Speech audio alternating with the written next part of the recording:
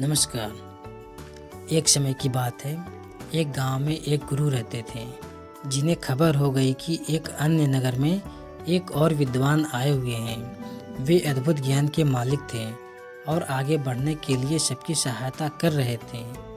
ये खबर सभी को बहुत पसंद आई और सभी लोग उस नगर में उनसे मिलने के लिए झूलने लगे। इन दो विद्वानों के राज्य को पता चलते ही वहाँ का राजा उनसे बात करने के लिए अपने दरबार में बुला ले आए।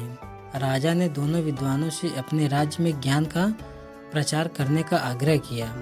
दोनों विद्वान ने राज्य के आह्वान को स्वीकार किया और उन्होंने राजा के सामने आगे जाकर कहा, आपके सामर्थ्य के लिए हमें गर्व महसूस हो रहा है महाराज।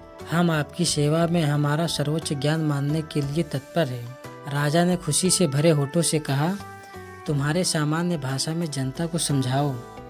पहले विद्वान मुस्कुराते हुए बोले, अच्छा महाराज, हम आपके राज्य के राजा और प्रजा के बीच बातचीत को सुगम बना सकते हैं। राजा ने आश्चर्यचकित होते हुए कहा, मुझे बिल्कुल आश्चर्य हो रहा है कि तुम कैसे कर सकते हो।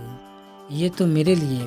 दूसरे विद्वान ने मुस्कुराते हुए कहा, महाराज, हम आपके राज्य के लोगों को सामग्री के बिना खाने का ज्ञान दे सकते हैं।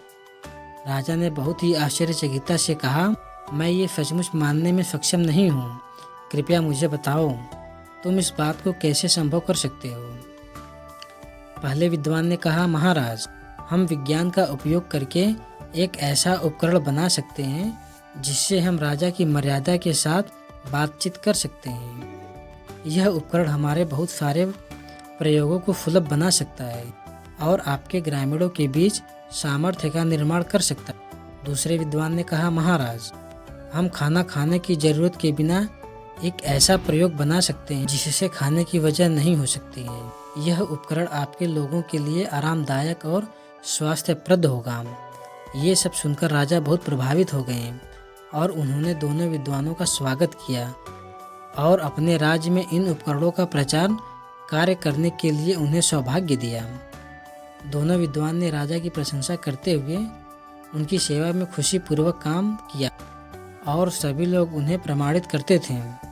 इस कहानी से हमें यह सिखाया जाता है कि समय के साथ ज्ञान विकसित हो रहा है और बहुत से अद्भुत आविष्कार हमारी मदद कर सकते हैं। दो विद्वानों की उदारता, समर्पण और सेवा भाव की मिसाल हमें ये बताती है कि हमें हमारे ज्ञान और कौशल को समाज की सेवा में लगाना चाहिए।